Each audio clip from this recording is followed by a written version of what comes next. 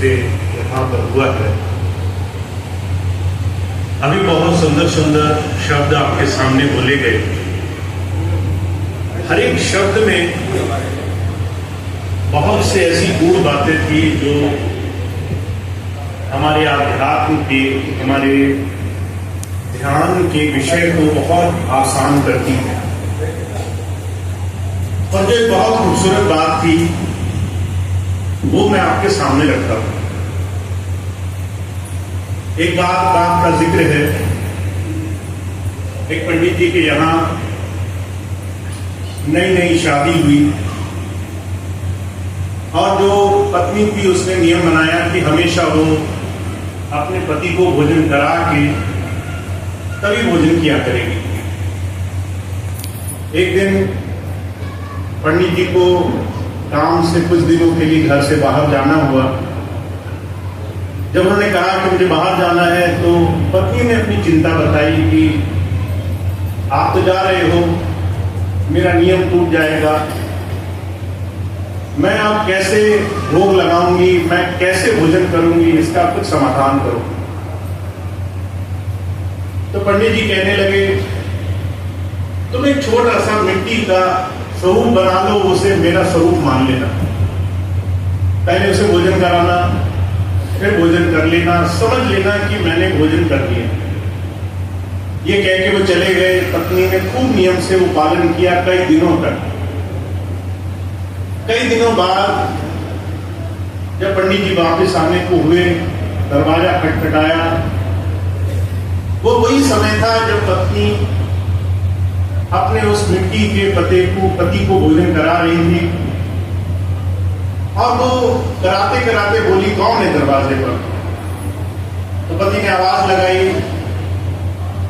अब वो बड़ी संशय में पड़ गई कि वो भोग लगाए नहीं लगाए, क्योंकि उसे तो पति माना हुआ है, मिट्टी का पति ही सही, भाव पूरा है।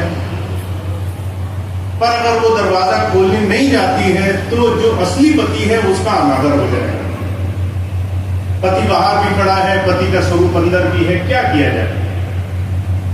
ये बात एक बहन ने आकर के महाराज जी से पूछी। महाराज जी इस समस्या का कुछ समाधान करें।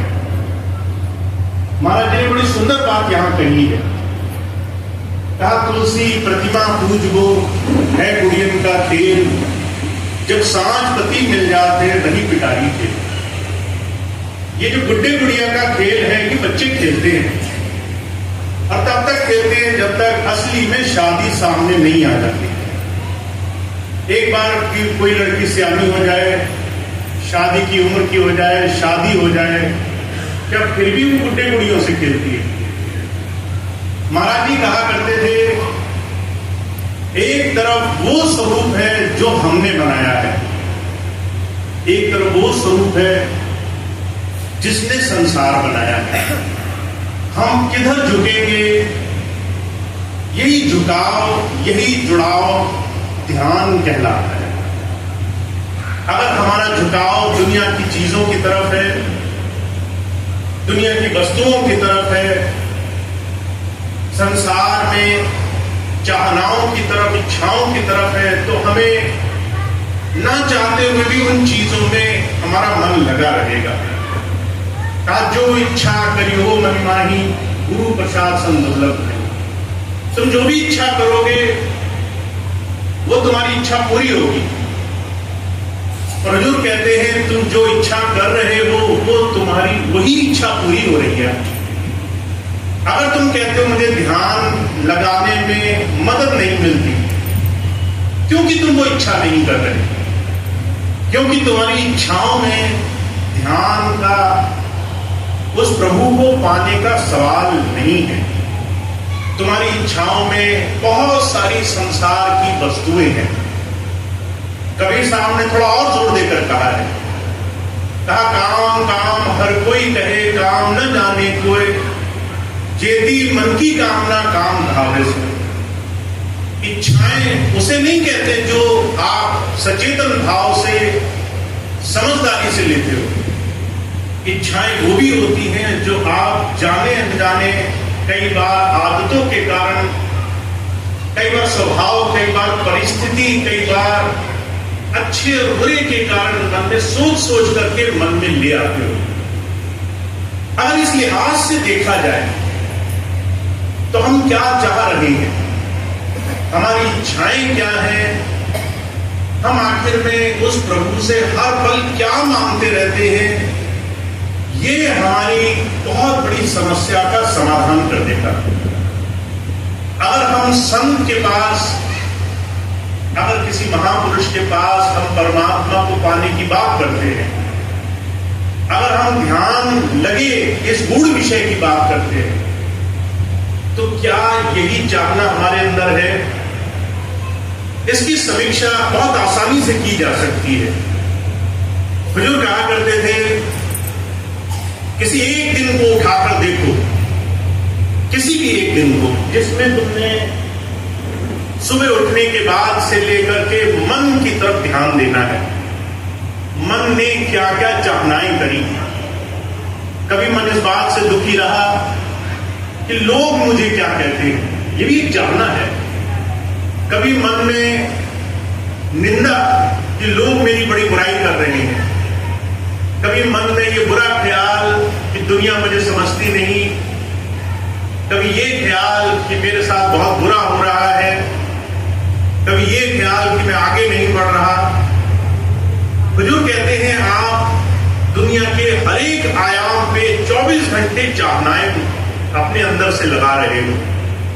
कहा कोई तन दुखी, कोई मन दुखी, कोई चित्त उदास, एक एक दुख सबन को सुखी संत का दास। हमें मन करके चिंताएं लगी हुई हैं, हमें तन करके चिंताएं लगी हुई हैं, शरीर से परेशानियां हैं बहुत सारी। किसी के अंदर चित्त में बहुत उदासी है कि मैं जहां जाना चाहता हूं उससे कोसों दूर हूं। मैं जिस लक्ष्य की तरफ बढ़ना चाहता हूं उस लक्ष्य को तो मैं देख भी नहीं पा रहा। मैं परेशानियों में हूं, उलझन में हूं, तकलीफों में हूं। हुजूर कहते हैं, हम 24 घंटे संसार के चिंतन में लगे हुए हैं। जो नहीं है उससे भी, जो नहीं हो सकता है उससे भी। और ये जो इच्छाएं हैं, ये 24 घंटे जब हम इसका रटन करते हैं तो ये पूरी होने लग जाती है। महाराज फरमाया करते थे, बहुत बड़े मनोवैज्ञानिक के पास हो गए और उनसे पूछा कि आपने इतना शोध किया, इतना आपने चीजों का खूब इन चीजों को तौला मोला, चीजों को जानने की कोशिश करी, मन को क्या समझे? तो मनोवैज्ञानिक कहने लगे, हम ये समझे मन दुनिया की सबसे बड़ी शक्तिशाली एक ऐसी ताकत परमात्मा ने इंसान के अंदर लगाई है, जो भी आप इस मन के अंदर रटन लगाओगे वो पूरी जरूर होगी। शायद आज पूरी ना हो। अगर आप कहो कि मैं आज कुछ मांग रहा हूं, वो आज तो नहीं मिलेगी। और जब किसी चीज के रटन में आप लगोगे तो वो आपके स्वभाव का निर्माण करेगी। अगर आप हर वक्त बुराई देख रहे हो तो मन बुराई की तरफ खिंचने लगेगा। मन बुराई की तरह तरह की बातों की तरफ घूमने लगेगा, निंदा चुगली करने लगेगा, लोगों के बुरे ख्याल की तरफ जाने लगेगा। इसीलिए कबीर साहब कहते हैं, कामी का गुरु कामनी, लोभी का गुरु दाम, कबीरा का गुरु संत है नित्य जपावे नाम। अगर कोई चिंताओं में लगा है तो समझ लो उसने अपना गुरु किसी ऐसे को बना रखा है जो और ज्यादा चिंताओं में लगा रहता है। किसी को काम सता रहे हैं, क्योंकि कामनाएं ही मन का सबसे बड़ा आधार है।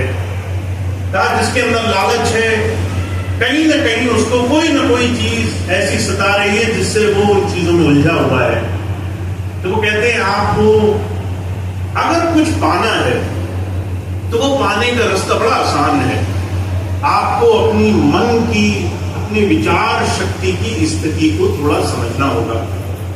आपको ये देखना होगा कि आपका सिमरन कहां चल रहा है, आप किन चीजों के ख्याल में लगे रहते हो। क्या दुनिया की तरह तरह की चीजें आपके मन में घर करके बैठी हुई हैं। शहनशाह जी महाराज एक सूफी संत हुए, उन्होंने बड़ा आसान सा एक तरीका बनाया है। कहते चाह गई, चिंता गई, मनवा बेपरवाह।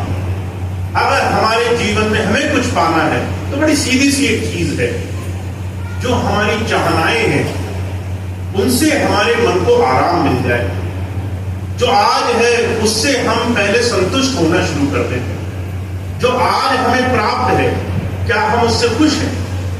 हमें घर मिला है, क्या वो घर हमें खुशी दे रहा है? या हमेशा हमारे मन में लगता है कि इससे बेहतर होता तो अच्छा रहता? आज जो परिवार मिला है, क्या वो हमें खुशी दे रहा है? या ये मन में लगा है कि ये परिवार और ज्यादा अच्छा होता तो हमें और खुशी मिलती? जो आप पैसा कमा रहे हो, क्या उससे संतुष्ट हो? जो आपकी चारों तरफ जीवन में चल रहा है, अपने वर्तमान में आप उस मालिक का शुक्राना अदा कर पा रहे हो या नहीं कर पा रहे हो?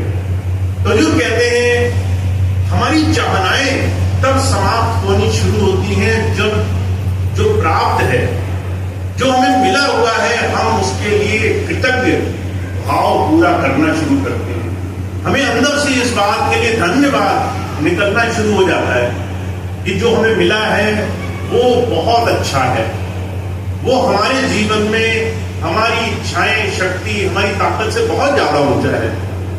और इस चीज को हम सिर्फ एक ही कारण से कर सकते हैं। बुजुर्ग कहा करते थे, पहले आपकी चेतना आपके जीवन का सबसे पहला आदर्श होना चाहिए।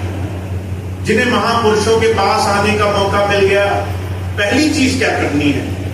आपको इस बात का ध्यान हो, जहां मैं हूं, क्या वो चीज मेरी तमाम कोशिशों के बाद मुझे सुखी कर रही है या नहीं कर रही? पहली इस चीज की चेतना हो कि मैं यहां हूं, मुझे इस बात की खुशी है। उसके बाद आपको वर्तमान में जो आपके अभी इस क्षण जरूरी है, उस वक्त अपने मन की स्थिति का थोड़ा सा भाव हो जाए। क्या मन और ज्यादा दुनिया की चीजों के पीछे भागने के लिए दौड़ रहा है, या ये मन धीरे धीरे एक जगह शांत होना शुरू हो गया है? बुजुर्ग कहा करते थे, इस छोटी सी बात से आप अपने ध्यान को समझ जाएंगे, आपको अपने ध्यान का थोड़ा सा एहसास होने लग जाएगा। मुझे बड़ी खूबसूरत बात महाराज जी की एक बार पढ़ने में आई।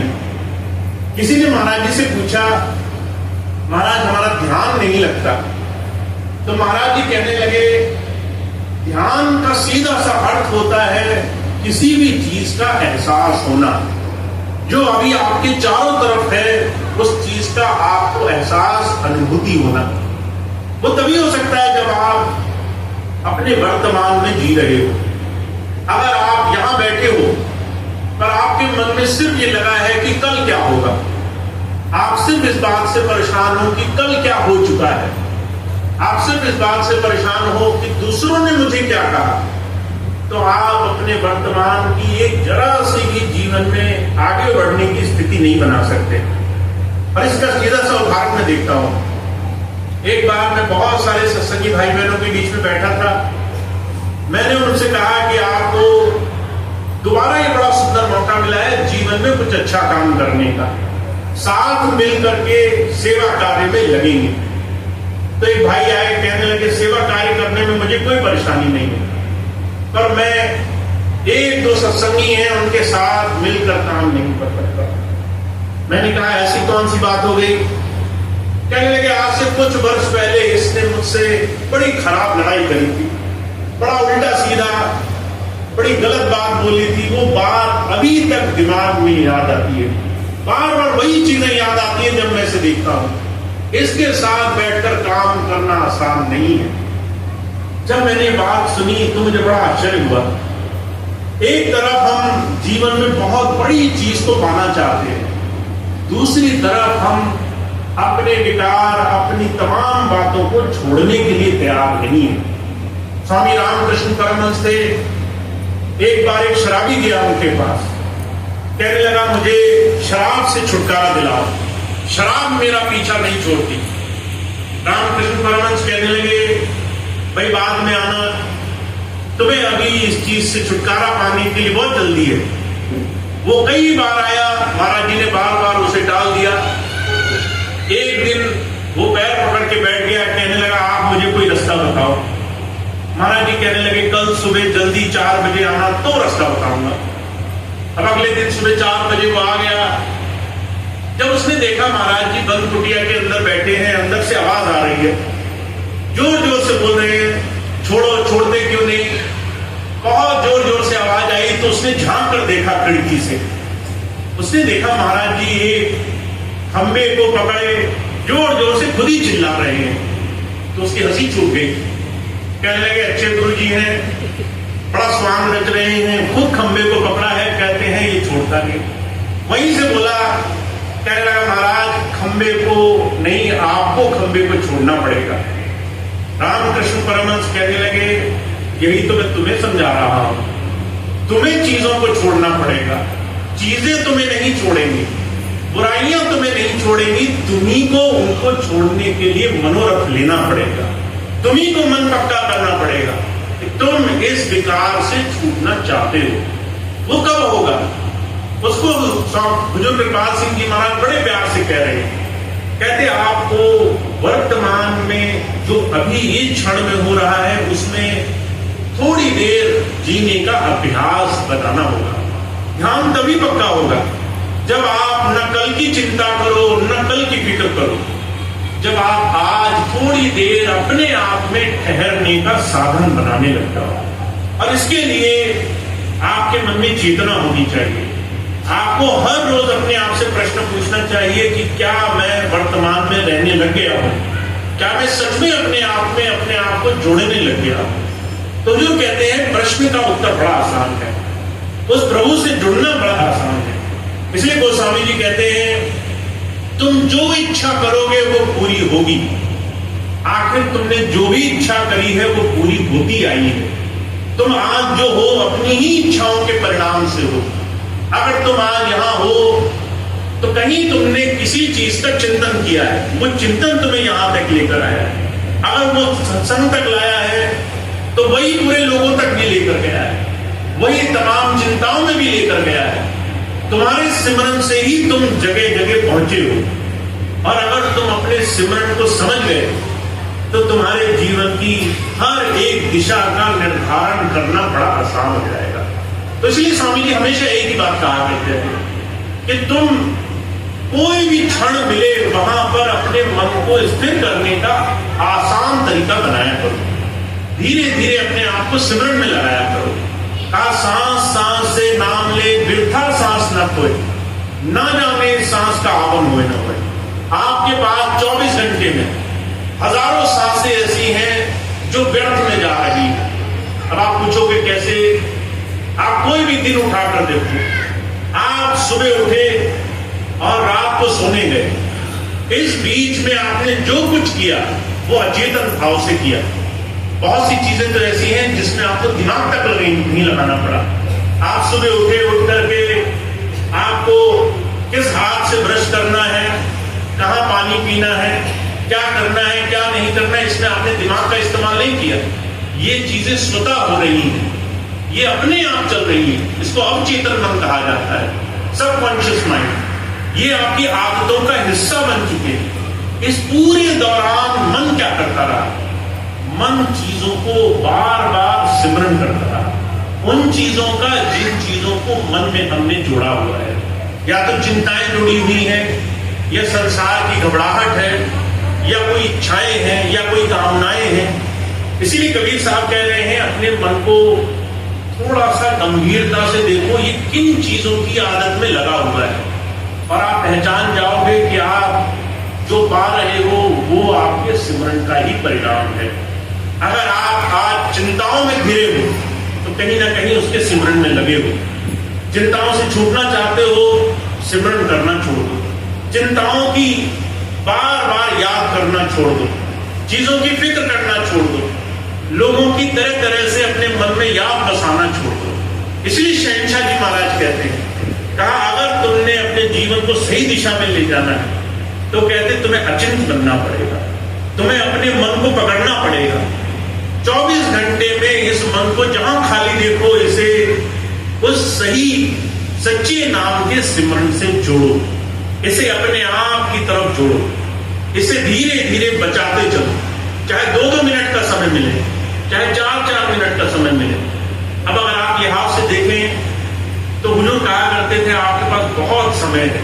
कोई खाना बनाता है, मन से खाली रहता है, कोई खाना खाता है, मन से खाली रहता है, कोई खाली बैठा है तो भी मन खाली है, कोई काम कर रहा है तो भी मन खाली है। 1000 लोगों में कोई एक व्यक्ति ऐसा होगा जो मन से 24 घंटे किसी काम में व्यस्त रहता होगा। बुजुर्ग कहा करते थे 95% इस शरीर को अवचेतन मन से जोड़ दिया गया है।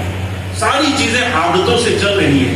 आपने कोई चीज करी, 30 दिन बाद वो चीज आपकी आदत का हिस्सा बन जाएगी। आपको सोचना नहीं पड़ेगा वो काम हो कैसे और कैसे वो काम पूरा हो, वो आपकी आदत है, वो अपने आप चलेगा, मन खाली रहेगा। तो जो कहते हैं आपको तो इतना सुंदर अवसर दिया गया है, आप अगर चाहो तो अपने मन को, अपने आप को, अपने अंदर की इस मन की अवधारणा को सही दिशा में बड़ी आसानी से ला सकते हो। बस उसके लिए आपको क्या करना है, कबीर साहब कहते हैं सांस सांस से नाम लेने की आदत डालो।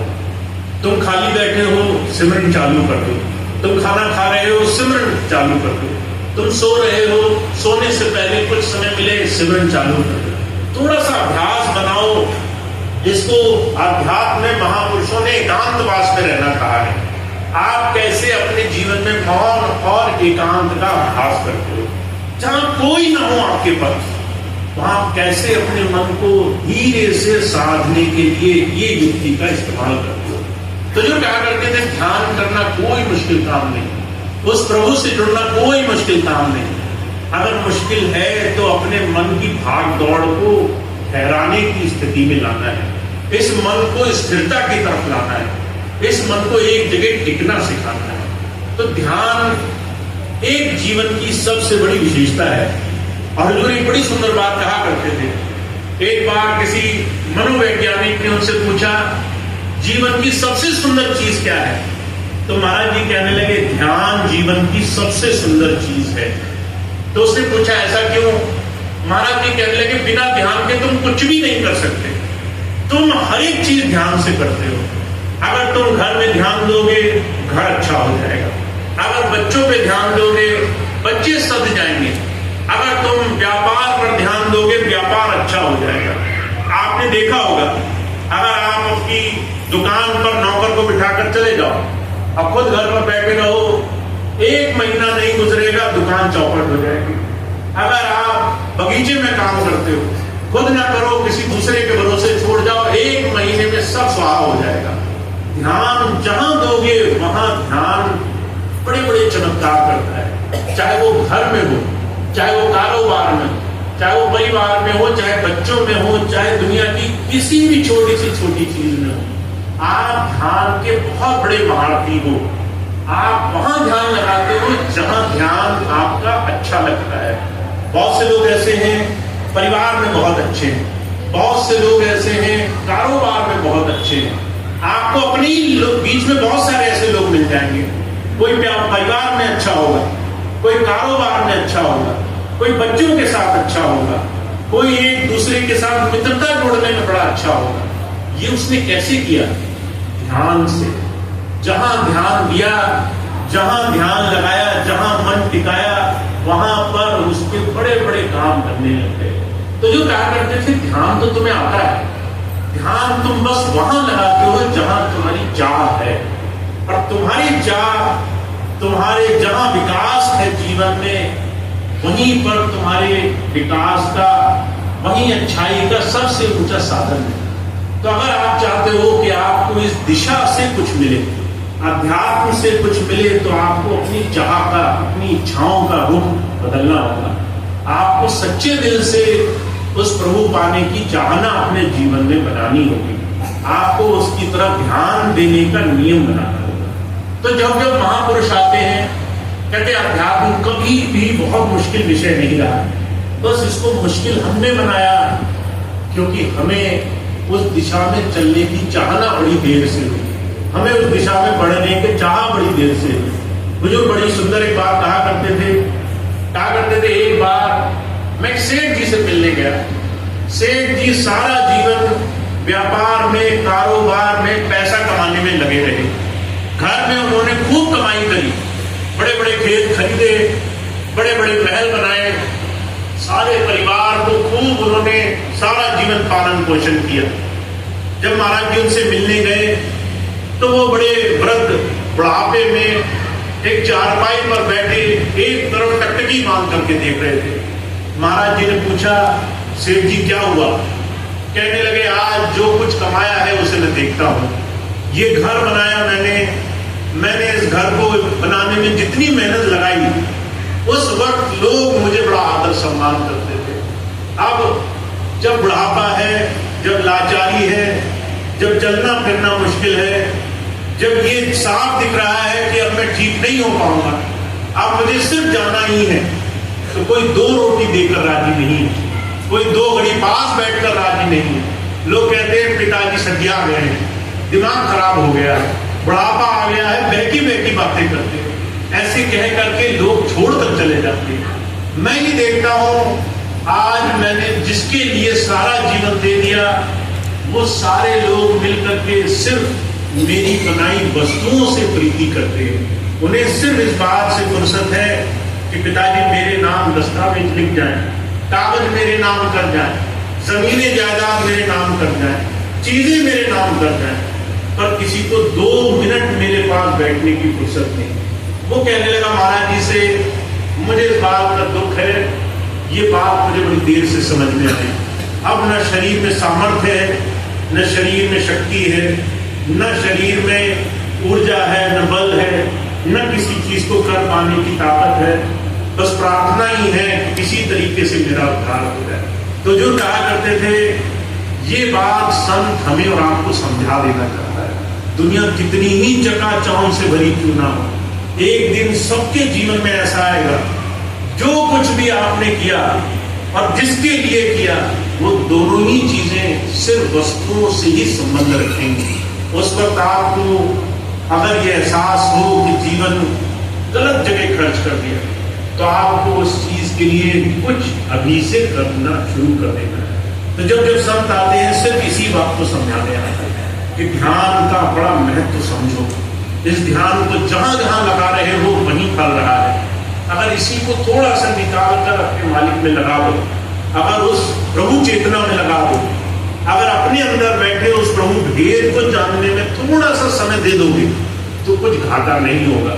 24 घंटे में अगर तुमने आधा घंटा दे दिया, अगर तुमने 1 घंटा दे दिया, तो वो तुम्हारे जीवन को बनाएगा, तुम्हारे जीवन का निर्माण करेगा। तो ऐसे साधन में जीवन लगाओ, ऐसी जगह जीवन जोड़ो, ऐसे भेद को जानने के लिए कुछ समय खर्च करो, जिससे तुम्हें अपने जीवन में आगे बढ़ने का रास्ता दिखाई दे, उस प्रभु से जुड़ने का सही मायनों में विकास दिखाए। तो गोस्वामी जी की बात कह रहे हैं, कहते भाई एक तो प्रतिमा है, एक मूर्ति है, एक मिट्टी का माधव है, जिसको हम तब तक पूछते हैं जब तक असली माधव दिखाई नहीं देता।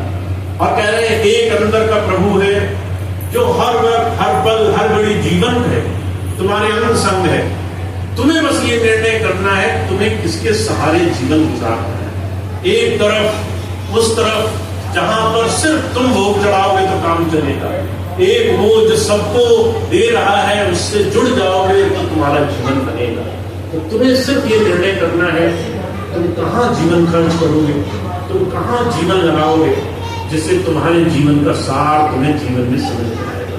तो महाराज जी इसी बात को कह रहे हैं, हमने सिर्फ इस बात को समझना है कि हमारे जीवन में हम क्या ऐसा करने लग जाए, क्रियाशीलता ऐसी क्या हो जिससे जीवन में हम इस अध्यात्म की तरफ बढ़ते हुए नजर आए। हमारे जीवन के अभ्यास ऐसे होने चाहिए, हमारे जीवन की कोशिश ऐसी होनी चाहिए जिससे हम अपने जीवन में उस प्रभु की तरफ जुड़ते हुए नजर आए। तो इतनी बात हमेशा अध्यात्म कहता है, संत मत सिर्फ इतनी बात समझाता है कि जो सुना है उसे आप जीवन में अपनाओ। चाहे 100 में से 1 बात अच्छी लगे, उसको जीवन में अपनाओ।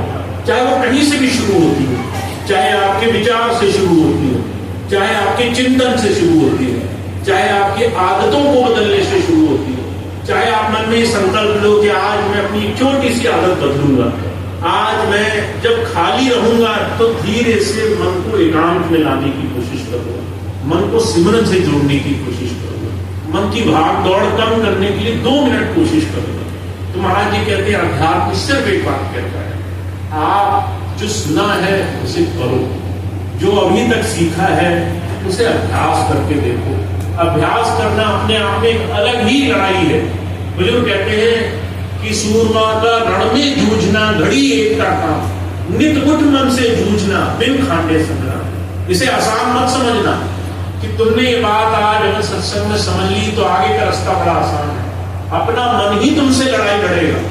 जब रोज सुबह आंख खोलोगे तो मन कहेगा थोड़ा और सोते, थोड़ा और आलस मनाते, थोड़ा और पड़े रहते इस संसार के भोगों में। ये मन ही तुम्हारा दुश्मन बना रहेगा। ये मन ही तुम्हें रोज कहेगा तुमने जो संकल्प लिया वो पूरा मत करो, तुमने जो व्रत लिया वो पूरा मत करो, तुमने जो गुरु जी से एक वादा किया वो पूरा मत करो। ये रोज की लड़ाई को आपको हराने के लिए हर संभव प्रयास करेगा। तो इसे आसान मत समझना। जो समझा है उसे करने में भी एड़ी चोटी का जोर लगेगा। हर रोज जब उठोगे तो मन हर रोज तुम्हारी इच्छा शक्ति को जांचेगा। हर रोज तुमसे पूछेगा आज भजन करना है या सोना है, और आप हर बार गिरते गिरते बचोगे, हर बार उलझते उलझते बचोगे, हर बार मन में फंसते फंसते बचोगे। और जो कहा करते थे जिसने संकल्प पक्का किया है, जिसने मन में ठान रखा है कि मैंने इस काम को करना है। जो है रामायण में कहा जाता है, हनुमान जी सिर्फ एक बात कहा करते थे कि राम काज कीने बिना मोह नहीं निष्ठा। मुझे तो सिर्फ अपने प्रभु का काम करना है, उससे पहले आराम नहीं करूंगा मैं। तो जो कहा करते थे यही वो गुरु जी का काम है। रोज उठो, मन कहेगा थोड़ा आलस मनाओ, तुम संकल्प का ध्यान रखना, तुम अपने वचन का ध्यान रखना। जो वचन तुमने मन में दिया है उसको पूरा करने के लिए कुछ भी करना, पर उस वचन को टूटने मत देना। अगर तुमने ऐसा कर लिया तो जो कहा करते थे जैसे वे बूंद बूंद करके घड़ा बन जाता है, जैसे छोटे छोटे कतरे से बड़े बड़े साधन पूरे हो जाते हैं, ऐसे तुम्हारी छोटी छोटी कोशिशों से तुम्हारा मन तुम्हारे काबू में आने लग जाएगा, तुम्हारा नाम इकट्ठा होने लग जाएगा, तुम्हारा सिमरन पक्का होने लग जाएगा, तुम्हारा ध्यान लोगों के बीच में भी उस प्रभु से जुड़ने लग जाएगा। तो ये बहुत बड़ी संतों महापुरुषों की देन है। वो जीवन देते हैं ताकि इस अभ्यास को हम कर सकें। तो हमारे और आपके पास तो बहुत सुंदर साधन है। मैं हमेशा एक ही बात कहता हूँ, आपको जो बात अच्छी लग रही हो वहां से शुरू करो। चाहे आपको वो सांसारिकता की बात से अच्छी लग रही है, चाहे वो अपने मन को साधने की बात से, चाहे व्यवहार से, चाहे अपनी आदत बदलने से, चाहे ध्यान सिमरन से, जो भी बात अच्छी लग रही है वहां से शुरू करो। और आप धीरे धीरे अपने आप को गुरु की इस सच्ची भावना से जुड़ते हुए पाओगे, अपने आप को अंदर जुड़ता हुआ पाओगे। तो हमारे लिए अभ्यास हमारे जीवन का एक बहुत बड़ा साधन होना चाहिए। तो आप बहुत भाग्यशाली हैं, आपको ये मौका मिला है कि आप अपने जीवन को इस चुनाव के सहारे सही दिशा में जोड़ते चलें, हर रोज इस मन की लड़ाई को जीतते चलें। तो आज इसी साधन को आधार बनाइए, कैसे हम अपने आप को गुरु की दिशा से, कैसे गुरु के दिए हुए ज्ञान से जोड़ने के लिए रोज प्रयास करते हैं, उस दिशा में जोड़ने का प्रयास करते हैं। तो इतनी बात कह के मैं अपनी बात समाप्त करूंगा। आज का ये सत्संग कार्यक्रम बहुत ही विशेष रूप से रहा है। बहन सुषमा जी के प्रयास से अभी कुछ ही दिन पहले लखनऊ के सत्संग के दिन उन्होंने अचानक एक प्रोग्राम लिया और कुछ संयोग ऐसा बना, कुछ व्यवस्थाएं ऐसी बनी कि आज ये सत्संग हो भी गया। तो ये इसके लिए वो धन्यवाद के पात्र हैं। उन्होंने इतनी प्रयास की, इतनी मेहनत की और आप सभी को बुलाया, आप सब तक संदेश भेजा। तो आज के इस प्रोग्राम के लिए सभी परिवार का, जिन्होंने आज के इस कार्यक्रम को सफल बनाया, उनका बहुत बहुत धन्यवाद है। आप सभी का भी बहुत बहुत धन्यवाद, आप यहाँ तक पहुँचे। और एक छोटी सी प्रार्थना हम करेंगे, हमेशा करते हैं। प्रार्थना के बाद आज का कार्यक्रम समाप्त होगा। सभी भाई बहन उसके बाद प्रसाद लेंगे। एक छोटी सी सूचना है, जून का महीना है, हम तरह तरह से प्रयास करते रहते हैं कैसे सेवा के ज़्यादा से ज़्यादा अवसर हमारे जीवन में आने लग जाए। हम सत्संग से जुड़े हैं, ये अच्छी बात है, पर हमारे अभ्यास से मानवता की सेवा का भी मिशन जो स्वामी जी ने जोड़ा था, उसको हम बहुत उच्च स्तर पर कर सकें, इसका हमें प्रयास करना है। फिर से हमें सेवाओं के बड़े बड़े आयाम खुलने। तो 21 जून को इस महीने विश्व एक योग दिवस मनाया जा रहा है, इंटरनेशनल योग डे। तो इसका एक आयोजन किया गया है सेवा संस्थान की तरफ से, रजनी के फाउंडेशन की तरफ से। आलमबाग में ही, श्रृंगार नगर में ही एक शाम को 21 तारीख को वो योग दिवस मनाया जाएगा। आप सभी भाई बहन उसमें सहर्ष आमंत्रित हैं, आप वहाँ पहुँचे। बहुत सारे अच्छे विद्वान वहाँ पहुँचेंगे जो कुछ ऐसी चीजें बताएंगे जिससे हम अपने जीवन को कुछ चीजों से अपने आप ही ठीक कर सकें। और मैंने एक छोटा सा उनसे विशेष अनुरोध किया है। वैसे तो योग भारत की परंपरा रही है, भारत योग से जुड़ा है, आयुर्वेद का योग का ज्ञान सबको है, हम जानते सब कुछ है। मैं अगर किसी से पूछूं कि भाई योग करते हैं तो मुझे बैठे बैठे 20 योग की मुद्राएं गिना देगा, ऐसे होता है, वैसे होता है, वैसे होता है। पर अगर हम अपने दैनिक नियम में 3-4 चीजें भी ले आए, 3-4 चीजें नियमित मन में गांठ बांध लें कि 3 योग 4 योग ऐसे हैं जो मैं रोज कर लूंगा, मेरी शारीरिक स्थिति ऐसी है, मैं बाहर नहीं जा सकता, मैं बहुत कुछ नहीं कर सकता, आज का जनजीवन ऐसा है, मेरी भाग दौड़ कम है, मैं ये 3-4 योग ऐसे हैं जो मैं कर लूंगा। आयुर्वेद की 3-4 चीजें हैं जो खान पीन से जुड़ी हैं, जिनको मैं मान लूंगा। 2-4 चीजें ऐसी हैं जो मैं अपने दैनिक जीवन का हिस्सा बना लूंगा। तो आपको आश्चर्य होगा, आपका जो शरीर है ये इन 3-4 नियमों से ही स्वस्थ रह सकता है। तो एक प्रयास है, 21 जून को विश्व योग दिवस मनाया जाएगा श्रृंगार नगर में। जो भाई बहन वहां जाना चाहते हैं तो उसके लिए वो संपर्क कर सकते हैं, जो ऑफिस है हमारा वहां पे संपर्क कर सकते हैं, बाकी प्रवीण भी आए हुए हैं उनसे संपर्क कर सकते हैं। और जो इस क्षेत्र के जितने भी सत्संग से जुड़ी हुई हमारी स्थानीय टीम है, 10-12 लोग हैं, सबको पता है कहाँ वो कार्यक्रम होना है। सबसे संपर्क करके उस जगह का पता, समय और व्यवस्था समझ सकते हैं, कैसे उस दिन का लाभ उठाया जा सकता है। तो 21 जून का दिन याद रखिए, आप वहाँ पहुँचे, बहुत खुशी होगी। और जो भी हमारे मेहमान होंगे उस दिन, जो भी हमारे बाहर के ऐसे बहुत अच्छे ज्ञानी विद्वान लोग वहाँ पहुँचेंगे, उनसे हम लाभ ले सकेंगे, उनकी बातें सुनेंगे, उसको जीवन में उतार सकेंगे। तो 21 जून विश्व योग दिवस, आप वहाँ पे जरूर पहुँचे, उसका जरूर लाभ उठाएं। तभी प्रार्थना होगी, उसके बाद आपका कार्यक्रम समाप्त।